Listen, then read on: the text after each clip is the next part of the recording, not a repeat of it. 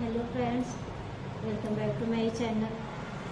हम अर्चना अस्थाना अपने धार्मिक चैनल में आपका स्वागत करते हैं। आज हम आपको इस वीडियो में बताएंगे कि 2025 में देवशयनी एकादशी। तो हाँ, देवशयनी एकादशी का व्रत हम कब रखेंगे, अब क्या है इसकी पूजा डेट, शुभ मुहूर्त तो और संपूर्ण जानकारी को लेके हम आपके सामने उपस्थित हुए हैं। तो अगर हमारी जानकारी आपको पसंद आती है तो हमारे चैनल को लाइक एंड सब्सक्राइब करिएगा, कमेंट करिए, लाइक करिए, शेयर करिए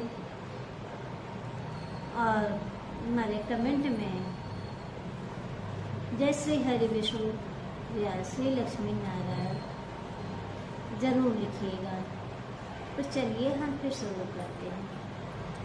तो 2025 में देवशयनी एकादशी जो है कि आषाढ़ माह की शुक्ल पक्ष की एकादशी तिथि को मनाई जाती है।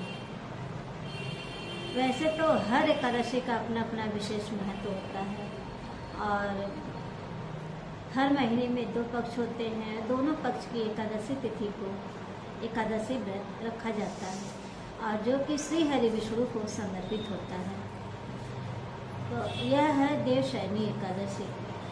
तो देवशयनी एकादशी अपने में ही बहुत खास माना जाता है, क्योंकि देवशयनी एकादशी से जो है चातुर्मास जो है कि आरंभ हो जाता है और इसी समय से श्री हरि विष्णु जो कि जगत के पालनहार वो क्षीर सागर में अपनी शयन शैया पे चले जाते हैं और सृष्टि का कार्यभार जो है वो भगवान शिव को जो है वह सौंप देते हैं।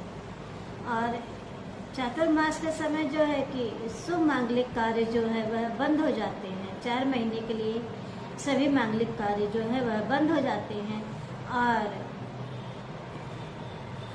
जब भगवान योग निद्रा से जो है कि बाहर आते हैं तो जो है कि शुभ मांगलिक कार्य जो है वह आरंभ हो जाते हैं।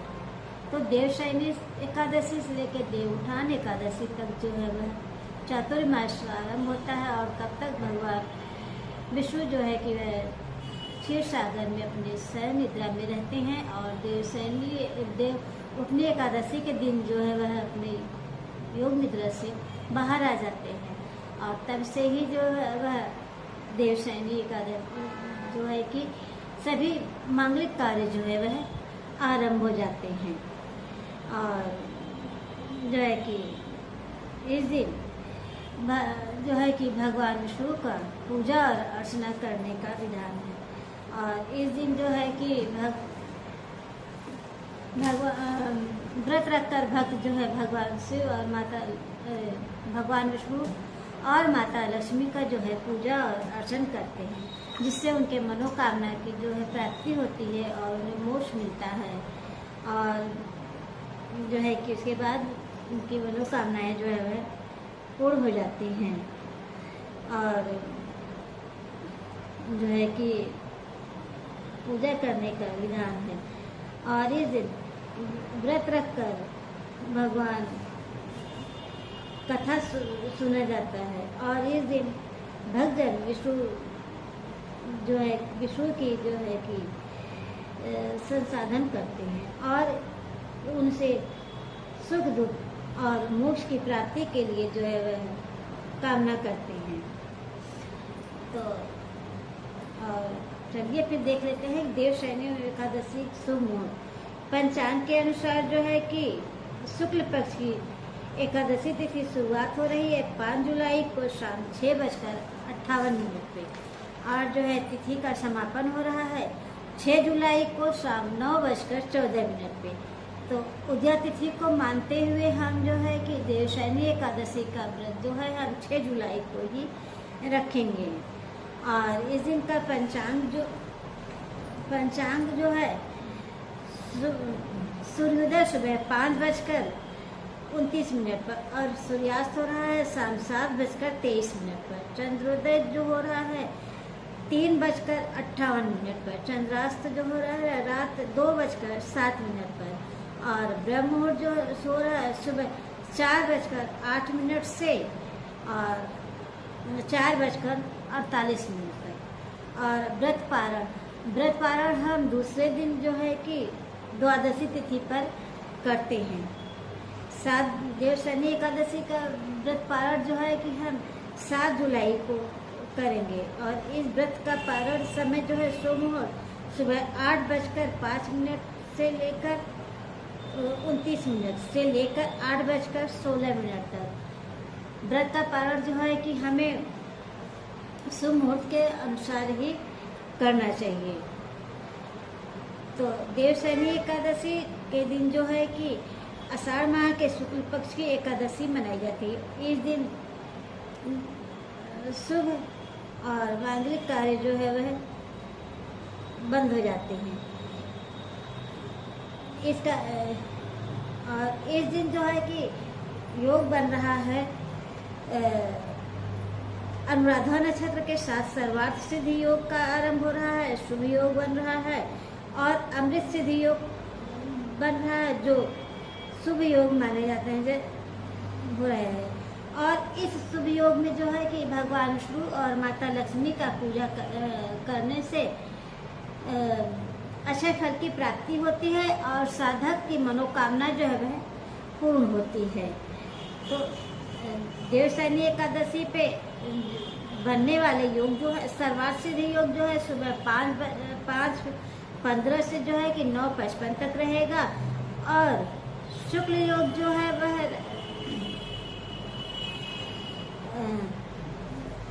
अमृत योग जो है रहेगा सुबह 5:34 से 18 जुलाई को ब्रह्म बेला में 3:13 तक रहेगा, और शुभ योग रहेगा यह योग सुबह 7:04 तक रहेगा। शुक्ल योग रहेगा जो है कि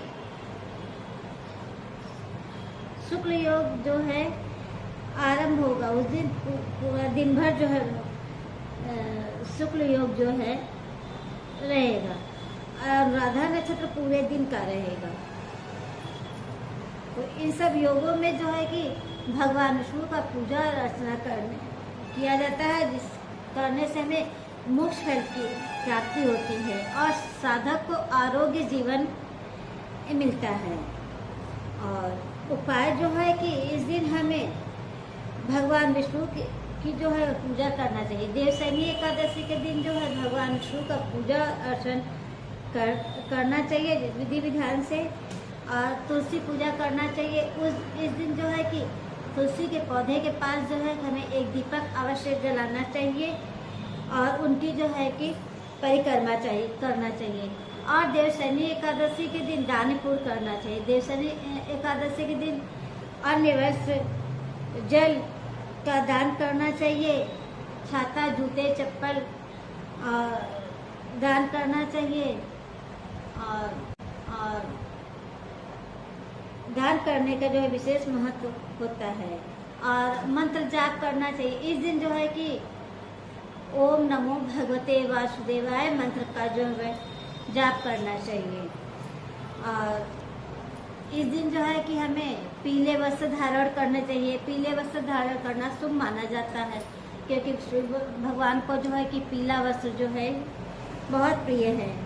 और केसर का दूध चढ़ाना चाहिए। भगवान विष्णु को देवशयनी एकादशी पर जो है कि केसर का दूध जो है कि चढ़ाना अत्यंत शुभ माना जाता है। और विष्णु सहस्त्र नाम का पाठ करना चाहिए। इस दिन विष्णु सहस्त्र नाम पाठ करना जो है कि बहुत ही उत्तम माना जाता है। और शाम के समय तुलसी के पौधे के पास जो है कि एक दीपक जलाना चाहिए। और चातुर्मास का में हमें क्या पालन करना चाहिए। देवशयनी एकादशी दिन से जो है कि चातुर्मास का जो है आरंभ हो जाता है, जिसमें हमें सात्विक चीजों का जो है कि पालन करना चाहिए। और भक्त को जो है कि विधि विधान से पूजा और अर्चन करना चाहिए। और देवशयनी एकादशी के दिन हमें क्या करना चाहिए और क्या नहीं करना चाहिए।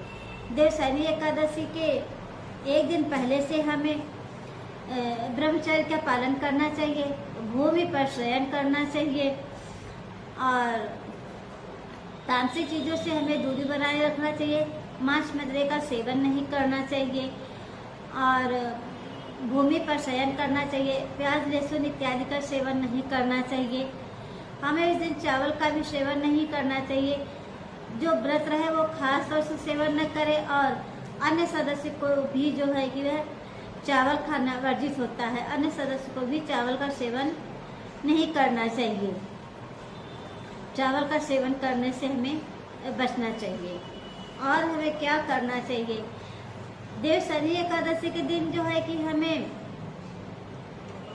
किसी का अपमान नहीं करना चाहिए, किसी से अपशब्द नहीं बोलना चाहिए, किसी को कटु वचन नहीं बोलना चाहिए और हमें सबसे साथ जो है प्रेम का व्यवहार करना चाहिए। और चाहे घर का हो या बाहर का हो, हमें सबके साथ प्रेम का व्यवहार करना चाहिए और किसी के साथ भी अपमान नहीं करना चाहिए। और हमें दिन भर जो है कि भगवान का स्मरण करना चाहिए और जो है कि भगवान का स्मरण करते हुए हमें दिन भर पूजा का हमें ध्यान करना चाहिए, भगवान का स्मरण करना चाहिए। और किसी भी जो है कि कोई अपने दरवाजे पर आए तो उसे लौटाना नहीं चाहिए। और देवशनी एकादशी के दिन चलिए पूजा विधि जो है कि देख लो। देवशनी एकादशी के दिन जो है कि सुबह हमें ब्रह्म मुहूर्त में उठकर और घर की साफ सफाई करके और पूजा घर की साफ सफाई करके स्नान करके पीले वस्त्र आप धारण करिए और व्रत का आप संकल्प लीजिए। उसके बाद जो है एक अलग से चौकी बिछाइए, उस पर पीले वस्त्र बिछाइए और भगवान विष्णु और माता लक्ष्मी के पूजा प्रतिमा को आप स्थापित करिए और उन्हें पीले फूल चढ़ाइए। पीले फूल, अक्षत और धूप दीप आप चढ़ाइए, पीले फूल चढ़ाइए और जो है कि प्रसाद में पीले फल चढ़ाइए और लड्डू चढ़ाइए पीला और उन्हें पंचामृत चढ़ाइए, हो सके तो पंजीरी चढ़ाइए और उनका जो है कि दक्षिणा स्वरूप चढ़ाइए। उनके मंत्रों का जाप करिए और ओम नमो भगवते वासुदेवाय दक्षिणा उन्हें चढ़ाइए। और जो है कि उसके बाद आप जो प्रसाद चढ़ाए हैं उनका जो है कि भगवान के पास समर्पित अभी रखे रहिए। और फिर जो पूजा में किए हुए गलतियों की आप क्षमा प्रार्थना मांगिए। आवाहम न जानामि विसर्जनम पूजा चैवम न जानामि क्षमिताम परमेश्वरी। क्षमा याचना करते हुए आप अपने पूजा का समापन करिए और जो भी आप प्रसाद चढ़ाए हुए हैं भक्तजन को घर में अपने सभी लोगों के सामने प्रसाद का वितरण करिए। तो जो है कि ये रही हमारी देवशनी एकादशी की जानकारी। तो अगर आपको हमारी जानकारी अच्छी लगे तो हमारे चैनल को लाइक करिए, सब्सक्राइब करिए और शेयर करिए। और प्लीज़ आप सभी से रिक्वेस्ट है आप लोग हमारे चैनल को सब्सक्राइब करिए और शेयर करिए ताकि हमारे वीडियो के नए नोटिफिकेशन आप सभी के पास सबसे पहले पहुँचे। तो चलिए हम फिर मिलते हैं नेक्स्ट वीडियो में। जय श्री कृष्णा, राधे राधे। आप जहाँ भी रहिए स्वस्थ रहिए, मस्त रहिए, खुश रहिए।